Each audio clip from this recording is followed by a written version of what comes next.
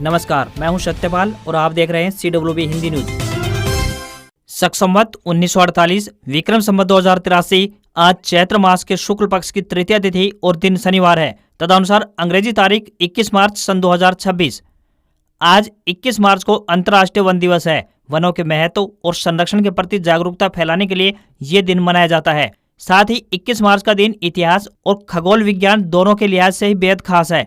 आज के दिन सबसे बड़ी विशेषता यह है कि पूरी पृथ्वी पर दिन और रात बराबर होते हैं। आज के दिन सूर्य पृथ्वी की भूमध्य रेखा के ठीक ऊपर होता है, जिससे दिन और रात की अवधि लगभग बराबर यानी 12-12 घंटे की होती है।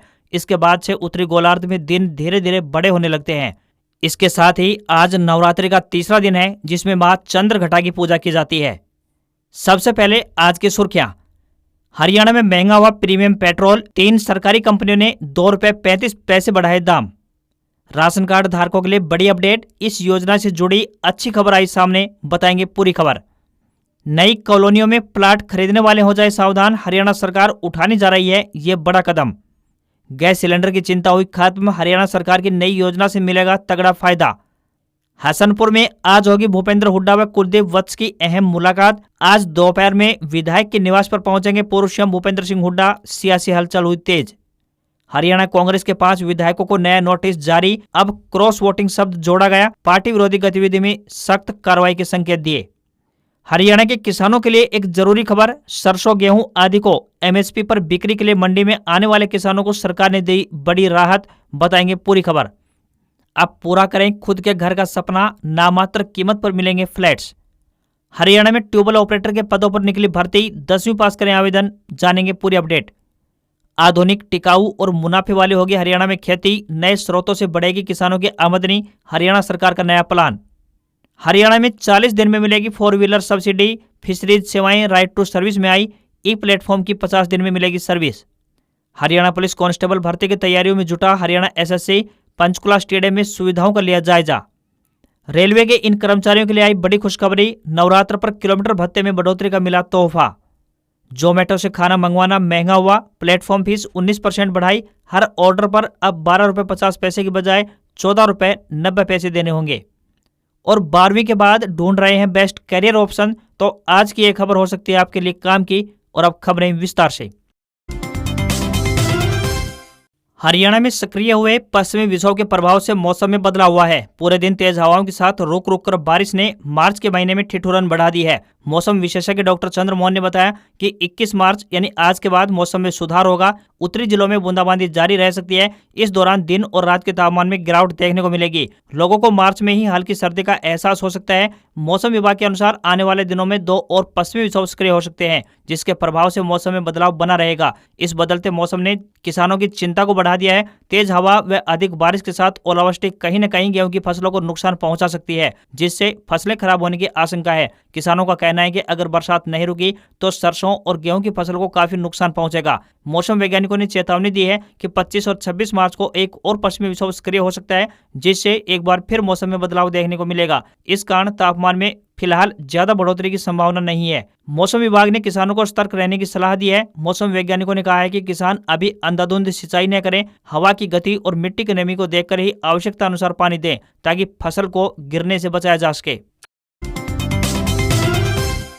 देश भर के करोड़ों राशन कार्ड धारकों के लिए एक जरूरी खबर सामने आ रही है। बता दें कि केंद्र सरकार गरीबी रेखा से नीचे आने वाले सभी लोगों को मुफ्त में राशन मुहैया करवाती है। कोरोना काल के दौरान प्रधानमंत्री नरेंद्र मोदी द्वारा इस योजना की शुरुआत की गई थी और हर साल गरीब परिवारों को राहत पहुंचाने के उद्देश्य से इस योजना का विस्तार किया जाता रहा है। इसी कड़ी में इस योजना से जुड़ी एक और अहम और अच्छी खबर सामने आ रही है। केंद्र सरकार ने देश भर के सभी राशन कार्ड धारकों को अप्रैल महीने में एक साथ 3 महीने का अनाज देने की घोषणा की है। खाद्य एवं सार्वजनिक वितरण विभाग ने सोशल मीडिया प्लेटफॉर्म X पर इसकी जानकारी देते हुए लिखा है कि अप्रैल महीने में सभी राशन कार्ड लाभार्थियों को 3 महीने यानी अप्रैल, मई और जून 2026 का राशन एक साथ मिलेगा। इसके लिए सभी लाभार्थी अपनी नजदीकी राशन डिपो से निर्धारित समय पर ये राशन प्राप्त कर सकते हैं। एक साथ 3 महीने का राशन वितरण किस वजह से दिया जा रहा है, इसके पीछे सरकार की ओर से कोई स्पष्टीकरण नहीं दिया गया है। बताया जा रहा है कि देश भर में गोदाम अनाज से भरे पड़े हैं और अभी रबी सीजन की गेहूं खरीद शुरू होनी है। उससे पहले सरकार एक साथ 3 महीने का अनाज वितरित कर गोदामों को खाली कर रही है, ताकि नई फसल के रखने का इंतजाम किया जा सके। हरियाणा के नायब सैनी सरकार में विकास एवं पंचायत मंत्री कृष्णलाल पंवार हिसार दौरे पर पहुंचे, जहां उन्होंने लघु सचिवालय में आयोजित जिला लोक संपर्क एवं जन परिवाद समिति की महत्वपूर्ण बैठक में बतौर मुख्य अतिथि शिरकत की। इस बैठक के बाद मीडिया से बातचीत करते हुए उन्होंने अवैध कॉलोनियों को लेकर एक बड़ा बयान दिया। यदि आप भी शहर में प्लाट खरीदने की योजना बना रहे हैं तो सावधान हो जाएं। मुख्यमंत्री नायब सिंह सैनी शहरों में कट रही अवैध कॉलोनियों को लेकर सख्त कानून बनाने जा रहे हैं। विकास एवं पंचायत मंत्री कृष्णलाल पंवार ने बताया कि अवैध कॉलोनियों में प्लाट या निर्माण जैसे सभी मामले मुख्यमंत्री के संज्ञान में है और इनके खिलाफ सख्त कार्रवाई अमल में लाई जाएगी। पंचायत मंत्री ने कहा कि अवैध कॉलोनियों को विकसित करना पूरी तरह से गैर कानूनी है और समय समय पर सरकार इस संबंध में सख्त निर्देश देती रहती है। इन अवैध कॉलोनियों में प्लाट लेकर या फिर यहाँ पर भवन निर्माण करके बहुत से लोग अपने जीवन भर की पूंजी गंवा रहे हैं, क्योंकि समय समय पर ऐसी जगहों पर पीला पंजा चल रहा है। पंचायत मंत्री ने कहा कि इस तरह के मामलों पर अंकुश लगाने के लिए हमारी सरकार ने तय किया है कि हरियाणा शहरी विकास प्राधिकरण द्वारा प्रदेश के 71 छोटे बड़े शहरों में 849 नए सेक्टर विकसित किए जाएंगे। इससे अवैध कॉलोनियों के विकसित होने पर स्वयं ही रोक लग जाएगी। उन्होंने बताया कि इसराना और मतलोड़ा जैसे बड़े बड़े ब्लॉक जो अब नगर पालिका का दर्जा हासिल कर चुके हैं, वहां पर भी सेक्टर विकसित कर प्लाट काटे जाएंगे। हरियाणा राज्यसभा चुनाव में क्रॉस वोटिंग करने के मामले में कांग्रेस ने कुछ घंटे में ही अपने 5 विधायकों को नए नोटिस जारी कर दिया है। इस बार इस नए नोटिस में क्रॉस वोटिंग करने का जिक्र है। इससे पहले जो नोटिस था उसमें कैंसिलेशन या इनवैलिडिटी लिखा गया था। पार्टी सूत्रों के मुताबिक वोट कैंसिल या इनवैलिड यानी अमान्य होने की तकनीकी वजह भी हो सकती है, लेकिन क्रॉस वोट जानबूझकर किया जाता है, यानी वो पार्टी के नजरिए से ज्यादा गंभीर है। इसी वजह से पहले वाले नोटिस के क्रम में ये नया नोटिस जारी किया गया है, जिसकी भाषा सख्त की गई है और इसे पार्टी विरोधी गतिविधि माना गया है। कांग्रेस अनुशासन समिति के चेयरमैन धर्मपाल मलिक की ओर से 4 विधायकों रेणु बाला, शैली चौधरी, मोहम्मद इजराइल और मोहम्मद इलियास को 19 मार्च को नोटिस जारी हुआ, जबकि रतिया विधायक जर्नैल सिंह को 20 मार्च यानी शुक्रवार को नोटिस जारी हुआ है। अब इन सभी को नया नोटिस शुक्रवार शाम को जारी किया गया है। नोटिस में लिखा गया है कि पार्टी के संज्ञान में आया है कि राज्यसभा चुनाव में आपने पार्टी की ओर से जारी निर्देशों का पालन नहीं किया। इससे ऐसा लगता है कि पार्टी के अधिकृत प्रत्याशी को हराने के लिए आपने जानबूझकर ऐसा किया है। ये पार्टी के संविधान, रूल और नॉर्म्स का उल्लंघन है। इसलिए आप 7 दिन के भीतर स्पष्ट करें कि क्यों न आपके खिलाफ अनुशासनात्मक कार्रवाई की जाए। हरियाणा के किसानों के लिए एक जरूरी खबर सामने आई है। बता दें कि सरकार ने रबी सीजन 2026 में फसल खरीद प्रक्रिया को अधिक पारदर्शी, सुरक्षित और व्यवस्थित बनाने के लिए मंडियों में नए नियम लागू किए हैं। इन नियमों का मुख्य उद्देश्य मंडी सिस्टम को सुरक्षित और डिजिटल बनाना है। ये सभी नियम मंडियों और खरीद केंद्रों पर लागू होंगे। इन नियमों के तहत अब गेट पास के दौरान बायोमेट्रिक जरूरी होगी और 1 अप्रैल से गेहूं की खरीद शुरू होगी। नए नियम के अनुसार अब कोई भी किसान जब अपनी फसल मंडी में लेकर जाएगा तो वाहन पर नंबर प्लेट होना अनिवार्य कर दिया गया है। बिना नंबर प्लेट के वाहनों को मंडी में एंट्री नहीं मिलेगी। गेट पर वाहन की फोटो भी ली जाएगी। इसके अलावा मंडी में एंट्री के लिए ई गेट पास प्रणाली लागू की गई है, यानी किसानों को पहले से ऑनलाइन गेट पास बनवाना होगा, तभी उन्हें अंदर जाने की अनुमति मिलेगी। और ई गेट पास की सुविधा सुबह 6 बजे से लेकर शाम 8 बजे तक बनाए जाएंगे। सरकार ने पूरी खरीद प्रक्रिया को डिजिटल बना दिया है, जिसमें फसल की एंट्री, बोली और भुगतान जैसे कार्य ऑनलाइन माध्यम से किए जाएंगे, जिससे मंडियों में कागजी कार्य कम होगा और पारदर्शिता बढ़ेगी। इन सभी नियमों का मुख्य उद्देश्य भ्रष्टाचार और फर्जीवाड़ा रोकना, किसानों को सही और समय पर भुगतान सुनिश्चित करना है।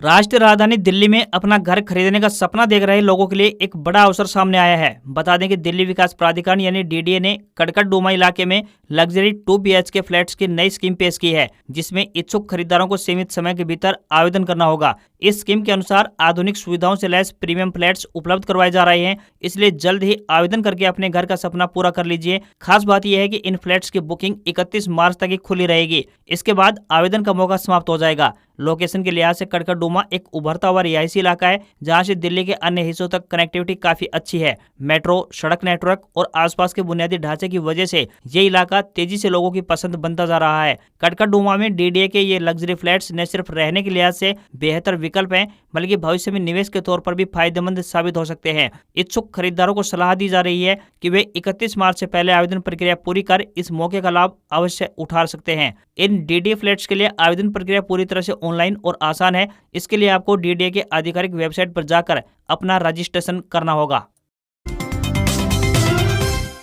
हरियाणा में रबी सीजन की फसलों यानी सरसों, गेहूं आदि को न्यूनतम समर्थन मूल्य यानी एमएसपी पर बिक्री के लिए मंडी में आने वाले किसानों को प्रदेश सरकार ने एक बड़ी राहत प्रदान की है। अब मंडी से गेट पास लेने के लिए किसान बायोमेट्रिक वेरिफिकेशन में अपनी जगह पर परिवार के सदस्य यानी किसी भी परिचित व्यक्ति या आढ़ती को भी अधिकृत कर सकेगा। अधिकृत व्यक्ति किसान की फसल को मंडी में लेकर आएगा और बायोमेट्रिक मशीन पर अपना अंगूठा लगाकर सत्यापन कराएगा, जिसके बाद गेट पास जारी कर दिया जाएगा। किसानों और आढ़तियों के विरोध के बाद राज्य सरकार ने ये फैसला लिया है। जिस किसान के नाम पर गिरदावरी दर्ज है और मेरी फसल मेरा ब्यौरा पोर्टल पर रजिस्ट्रेशन है, उसी के आधार पर फसल का मिलान किया जाएगा। बायोमेट्रिक मशीन पर अंगूठे का सत्यापन होगा और किसान को गेट पास मिलेगा। पहले जारी किए गए नियमानुसार किसान का स्वयं फसल लेकर मंडी आना जरूरी था, लेकिन अब इसमें ये बदलाव कर दिया गया है। अब किसान अपनी फसल बिक्री के लिए परिवार के किसी भी सदस्य, परिचित व्यक्ति या फिर आढ़ती को अधिकृत कर सकेगा। प्रदेश की अनाज मंडियों में 28 मार्च से सरसों की सरकारी खरीद शुरू होने जा रही है।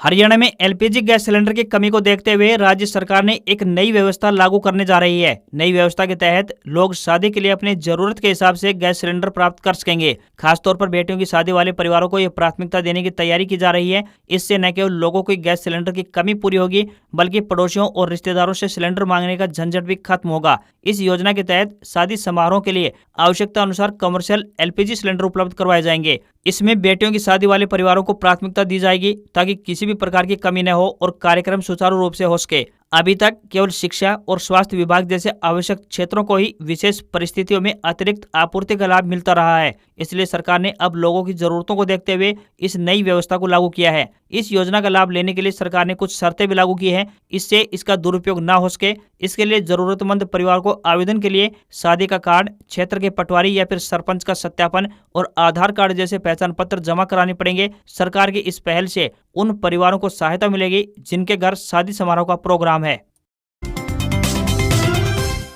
हरियाणा में किसानों के लिए एक अच्छी खबर सामने आई है। यहाँ खेती को परंपरागत ढांचे से निकालकर आधुनिक, टिकाऊ और मुनाफे वाले बनाने की दिशा में प्रदेश सरकार ने एक बड़ा कदम उठाया है। चीफ सेक्रेटरी अनुराग रस्तोगी की अध्यक्षता में हुई राज्य स्तरीय स्वीकृति समिति की मीटिंग में प्रधानमंत्री राष्ट्रीय कृषि विकास योजना यानी PMRKVY के तहत हरियाणा प्रदेश के लिए 1122 करोड़ रुपए की व्यापक कार्य योजना को मंजूरी प्रदान कर दी गई है। इस योजना को खेती के संपूर्ण बदलाव के रूप में तैयार किया गया है, जहां तकनीक, पानी की बचत, फसल विविधीकरण और प्राकृतिक खेती को एक साथ जोड़ा गया है। प्रदेश सरकार ने स्पष्ट संकेत दिए हैं कि अब खेती को श्रम आधारित नहीं बल्कि तकनीक आधारित बनाया जाएगा। कृषि मशीनीकरण के लिए 200 करोड़ रुपए का प्रावधान किया गया है। किसानों को आधुनिक उपकरण उपलब्ध करवाए जाएंगे, जिससे लागत घटेगी और उत्पादन क्षमता बढ़ेगी। खास बात यह है कि छोटे और मध्यम किसानों को भी इन मशीनों तक पहुंच सुनिश्चित करने की रणनीति बनाई गई है, ताकि तकनीक का लाभ केवल बड़े किसानों तक सीमित न रह सके। धान गेहूं के चक्कर से बाहर निकलने के लिए सरकार ने फसल विविधीकरण पर खास जोर देते हुए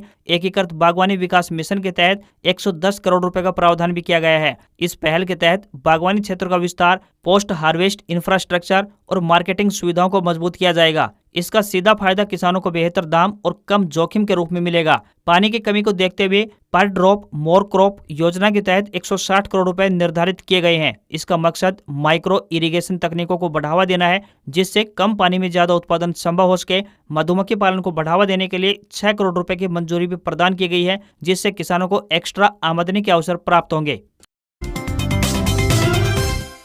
12वीं की परीक्षा पास करने के बाद स्टूडेंट्स के मन में अक्सर एक सवाल आता है कि वे अब आगे क्या करें। हर विद्यार्थी ये सोचता है कि उसे किस फील्ड में जाना चाहिए जिसमें उसकी रुचि भी है और वह एक अच्छा कैरियर भी बना सके। फिलहाल लगभग सभी राज्यों में 12वीं कक्षा के बोर्ड एग्जाम हो चुके हैं। अब सभी स्टूडेंट्स को बस रिजल्ट आने का इंतजार है। रिजल्ट आने के बाद बच्चे स्कूल छोड़कर कॉलेज जाएंगे। उससे पहले हर स्टूडेंट के दिमाग में कई सवाल चलते हैं कि आखिर वे इंटर पास करने के बाद कौन सा कोर्स या फिर डिग्री करें जो कि उनके कैरियर के लिए बेस्ट साबित हो सके। आमतौर पर लोग सोचते हैं कि साइंस ली है तो बस डॉक्टर या फिर इंजीनियर ही बनना होगा, पर अब जमाना बदल चुका है। आज का दौर AI यानी आर्टिफिशियल इंटेलिजेंस का दौर है। अब लंबी चौड़ी डिग्रियों के पीछे भागने का नहीं बल्कि स्किल का जमाना है। आज हम आपको कुछ शानदार शॉर्ट टर्म कोर्सेज के बारे में बताएंगे जिन्हें आप 3 से लेकर 12 महीने में पूरा कर सकते हैं। इन कोर्सेज को करने के बाद आप अपने लिए एक शानदार कैरियर की शुरुआत कर सकते हैं। आजकल हर तरफ AI की चर्चा है। यदि आपको मैथ्स और लॉजिक पसंद है तो यह कोर्स आपके लिए परफेक्ट ऑप्शन हो सकता है। मात्र 3 से 6 महीने के इस कोर्स में आप पाइथन प्रोग्रामिंग और मशीन लर्निंग जैसी चीजें सीख सकते हैं और आपके लिए अच्छा कैरियर करियर सेटअप कर सकते हैं। यदि आपने बायोलॉजी से 12वीं कक्षा पास की है और आप डॉक्टर नहीं बन पाए तो निराश होने की कोई आवश्यकता नहीं है। हेल्थ केयर सेक्टर में लैब टेक्नीशियंस की काफी मांग है। आप 6 से लेकर 12 महीने का DMLT कोर्स कर सकते हैं और पैथोलॉजी व ब्लड टेस्ट जैसे कामों में एक्सपर्ट बन सकते हैं। यह कोर्स भी आपको एक अच्छा करियर प्रदान करता है। भारतीय रेलवे के लाखों कर्मचारियों के लिए एक बड़ी खुशखबरी सामने आई है। बता दें कि नवरात्र के शुभ अवसर पर रेलवे के लोको पायलट, सहायक लोको पायलट और गार्ड्स को एक बड़ी सौगात मिली है। रेलवे के इस फैसले से लाखों कर्मचारी लाभान्वित होंगे। बता दें कि केंद्र सरकार द्वारा महंगाई भत्ता यानी DA में 50% की बढ़ोतरी लागू करने के बाद अब रेल मंत्रालय ने उनके किलोमीटर भत्ते में 25% की बढ़ोतरी को सैद्धांतिक मंजूरी प्रदान कर दी है। ऑल इंडिया रेलवेमेंस फेडरेशन के महासचिव शिव गोपाल मिश्रा ने इस फैसले की पुष्टि करते हुए इसे नवरात्र पर रेलवे कर्मचारियों के लिए एक बड़ी खुशखबरी ठहराया है। रेलवे में किलोमीटर भत्ते का लाभ उन कर्मचारियों को मिलता है जो सीधे तौर पर ट्रेन संचालन की ड्यूटी पर तैनात होते हैं। चूंकि इन कर्मचारियों को अपनी ड्यूटी के दौरान लगातार सफर में रहना पड़ता है, इसलिए उन्हें सामान्य कार्यालयीन कर्मचारियों की तरह DA का लाभ नहीं मिलता है। इसकी जगह उन्हें तय की गई दूरी के आधार पर भुगतान किया जाता है। इसमें एक न्यूनतम गारंटी भी शामिल होती है जो सुनिश्चित करती है कि यदि किसी भी दिन ड्राइवर ने कम से कम दूरी तय की है तो भी उसे एक निश्चित राशि का लाभ अवश्य मिले। रेलवे के नियमानुसार जब भी महंगाई भत्ता 50% से ऊपर चला जाता है तो विभिन्न भत्तों में अपने आप 25% की बढ़ोतरी का प्रावधान सक्रिय हो जाता है। इसी नियम के तहत अब किलोमीटर भत्ते में भी 25% की बढ़ोतरी कर दी गई है। खंड विकास एवं पंचायत विभाग की ओर से हरियाणा ट्यूबवेल ऑपरेटर के पदों पर आवेदन मांगे गए हैं। इन पदों के लिए ऑफलाइन माध्यम से आवेदन भेज सकते हैं। जो भी उम्मीदवार इन पदों के लिए इच्छुक हैं वे स्वयं जाकर अपने आवेदन जमा करवा सकते हैं। इन पदों के लिए उम्मीदवार 10वीं पास होने चाहिए। इन पदों के लिए कोई भी आवेदक शुल्क देय नहीं होगा। न्यूनतम आयु 18 वर्ष और अधिकतम आयु 55 वर्ष तय की गई है। आवेदन करने की अंतिम तिथि की बात करें तो 24 मार्च है। उम्मीदवारों का चयन इंटरव्यू, डॉक्यूमेंट्स वेरिफिकेशन और मेडिकल परीक्षा के आधार पर किया जाएगा। उम्मीदवारों से विनम्र निवेदन है कि भर्ती के लिए आवेदन करने से पहले आधिकारिक विज्ञापन जरूर चेक कर लें। हरियाणा में घरेलू गैस की चल रही किल्लत के बीच पेट्रो कंपनियों ने प्रीमियम पेट्रोल के दामों में ₹1.89 से लेकर ₹2.35 तक की बढ़ोतरी कर दी है। दाम में इजाफा अमेरिका, इजराइल और ईरान के बीच चल रहे युद्ध के चलते कच्चे तेल के दाम में बढ़ोतरी के बाद लिया गया है। हालांकि सामान्य पेट्रोल की कीमत में कोई बदलाव नहीं हुआ है। हरियाणा में तकरीबन 3000 पेट्रोल पंप हैं। हिंदुस्तान पेट्रोलियम कॉर्पोरेशन ने प्रीमियम पेट्रोल के दामों में प्रति लीटर ₹1.89 की बढ़ोतरी की है। वहीं भारत पेट्रोलियम कॉर्पोरेशन यानी BPCL ने ₹2.09 प्रति लीटर दाम बढ़ाए हैं। तो वहीं इंडियन ऑयल कॉर्पोरेशन यानी IOC ने प्रति लीटर प्रीमियम पेट्रोल के दामों में ₹2.35 की बढ़ोतरी कर दी है। ईरान जंग की वजह से भारत में कच्चे तेल के दाम $100 प्रति बैरल के पार निकल गए हैं। इंडियन बास्केट की कीमत $70 से बढ़कर $146 प्रति बैरल तक पहुंच गई है। बता दें कि प्रीमियम पेट्रोल का ऑक्टेन नंबर 95 या फिर उससे ज्यादा होता है। हाई एंड इंजन वाली गाड़ियां इसी ईंधन पर बेहतर परफॉर्मेंस देती हैं। कीमतों में ₹2 से ज्यादा की बढ़ोतरी होने से उन ग्राहकों का मंथली फ्यूल बजट बढ़ जाएगा जो अपनी गाड़ियों के इंजन की लंबी उम्र और बेहतर पिकअप के लिए प्रीमियम फ्यूल लेते हैं। बड़े शहरों जैसे गुरुग्राम, फरीदाबाद, हिसार, करनाल, पंचकुला, पानीपत, रोहतक में प्रीमियम पेट्रोल की दरें अब रिकॉर्ड स्तर के करीब पहुंच सकती हैं। हरियाणा के पेट्रोल विशेषज्ञों के अनुसार हरियाणा में रोजाना पेट्रोल खपत 40 लाख लीटर है। ये सामान्य पेट्रोल का आंकड़ा है। हरियाणा में सरकारी पेट्रोल कंपनियों को छोड़कर प्राइवेट पेट्रोल कंपनियों ने प्रीमियम पेट्रोल के दामों में बढ़ोतरी नहीं की है। रिलायंस और नायरा के प्रीमियम पेट्रोल के दामों में कोई बढ़ोतरी नहीं की गई है।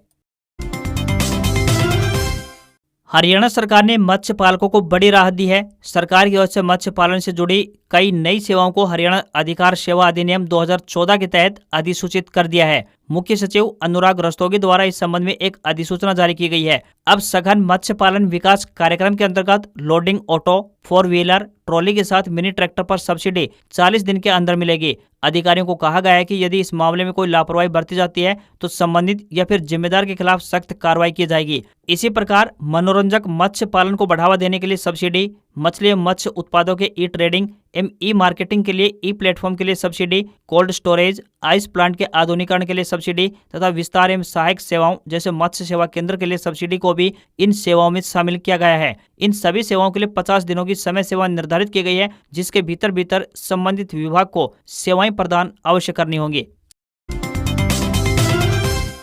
भारतीय शेयर बाजार में तेजी देखने को मिली। सेंसेक्स 325 अंक चढ़कर 74,532 के स्तर पर बंद हुआ, तो वहीं निफ्टी में भी 112 अंकों की तेजी रही और ये 23,114 के स्तर पर पहुंच गया। बैंकिंग व ऑटो शेयर्स में सबसे अधिक खरीदारी देखने को मिली। पश्चिमी एशिया में जारी जंग के बीच तेल की कीमतों में आई कमी से ग्लोबल मार्केट को राहत मिली है। ब्रेंट क्रूड अब $107 प्रति बैरल पर पहुंच गया है। सोने की कीमत में मामूली गिरावट है, तो वहीं India Boolean and jewellers association के मुताबिक 10 ग्राम 24 कैरेट सोना 671 रुपए घटकर 1,47,000 रुपए पर पहुंच गया है। वहीं 1 किलोग्राम चांदी की कीमत 2,491 रुपए बढ़कर 2,32,000 रुपए पर आ गई है। अमेरिका ईरान जंग के कारण सोना 8 दिन में 13,085 रुपए और चांदी 35,937 रुपए सस्ती हुई है। वहीं 22 कैरेट सोने का दाम 1,34,963 रुपए प्रति 10 ग्राम के स्तर पर पहुंच गया है। वहीं भारतीय रुपया 20 मार्च को अमेरिकी डॉलर के मुकाबले इतिहास के अपने सबसे निचले स्तर 93 रुपए 24 पैसे पर पहुंच गया है। आज खबरों में बस इतना ही। देखते रहिए आपका अपना हरियाणा का सबसे बेहतरीन news channel CWB Hindi news. नमस्कार। इसी आशा के साथ आपका दिन शुभ रहे।